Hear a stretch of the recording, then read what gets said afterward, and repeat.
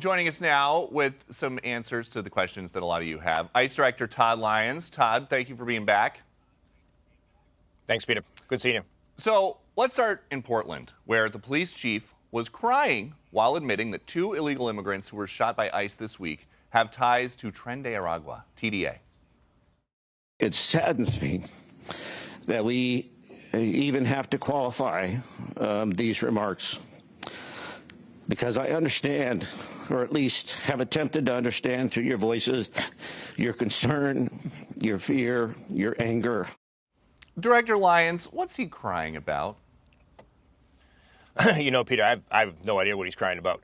You know, Border Patrol agents were conducting a targeted enforcement operation on suspected TDA gang members in a human trafficking prostitute sting in his city. So I would think he would be happy that we take these criminal elements out of his neighborhoods, but I'm not sure what he's crying about. He went on to say that he didn't want to victim blame.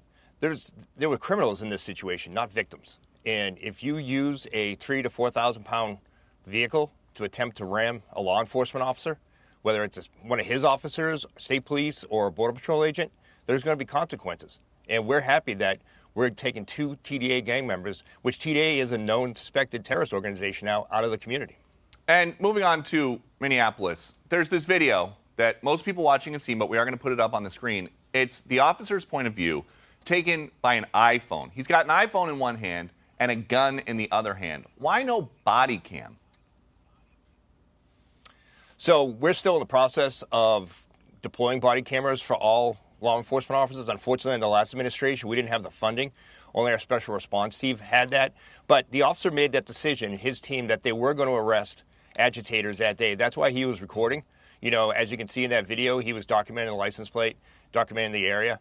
And he wasn't standing in front of that vehicle. He was going around to the driver's door where the other officer was attempting to make that arrest, when unfortunately that incident happened. So, you know, a split-second decision on his part. You know, he had to draw his weapon while he was still filming, and his training kicked in. But again, if a civilian puts himself in this situation and you get involved in a law enforcement operation, it's just not smart, and tragedies happen. There is some new math coming out of Minneapolis this weekend, courtesy of the mayor, Jacob Frey. 50% of the shootings that have happened thus far in Minneapolis this year have been ICE. In other words, we've only had 2 shootings. One of them has been ICE. We are a safe city. ICE is making it less so. We are a city of unity, but ICE is trying to divide us and tear us apart. Director Lyons, it's a small sample size, but what do you say about that? Mayor Frey saying half the shootings are you guys.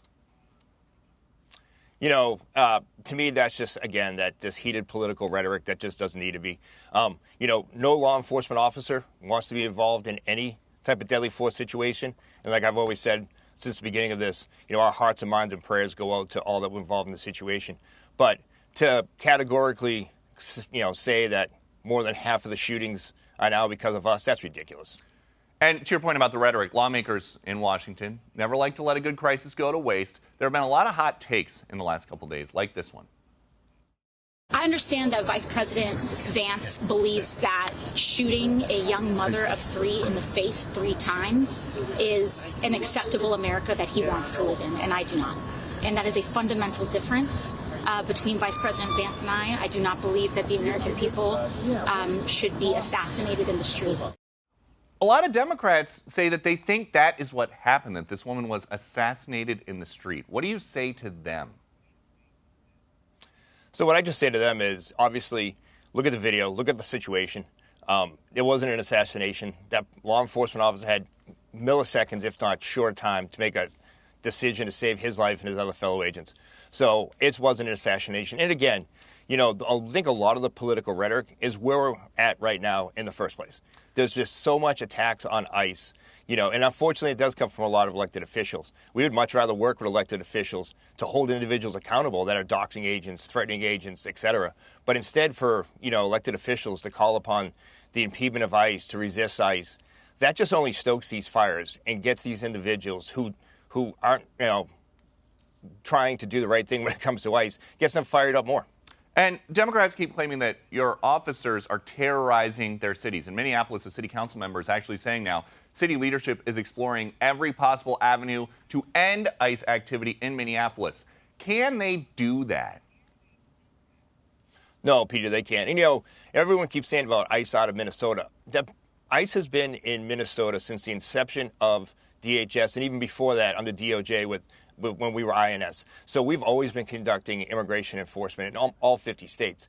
But I always go back to say we wouldn't be out on the street if local jurisdictions worked with us to turn over these criminally illegal aliens once they are already considered a public safety threat by the locals. Just turn them over to us in a safe, secure environment, and you wouldn't have to have us going out and arresting these folks. But, you know, we did just release that list of the worst that we arrested.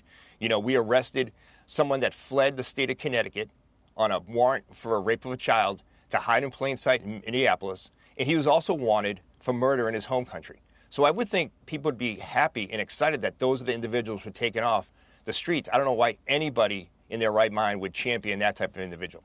And before we let you go, Director Lyons, I talked to President Trump this week about an alleged organized crime conspiracy to hurt ICE officers. What has your team told you about this broad left-wing network? Who is in charge of it? Who's part of it? What's it called? Well, I haven't seen the vice president's statement, but he's generally very accurate. I hate to say, look, I watched that yesterday, and there were a lot of different forms to it. But there was a woman screaming, "Shame, shame, shame, shame." She was a agitator, probably a paid agitator, but in my opinion, she was an agitator, a very high-level agitator.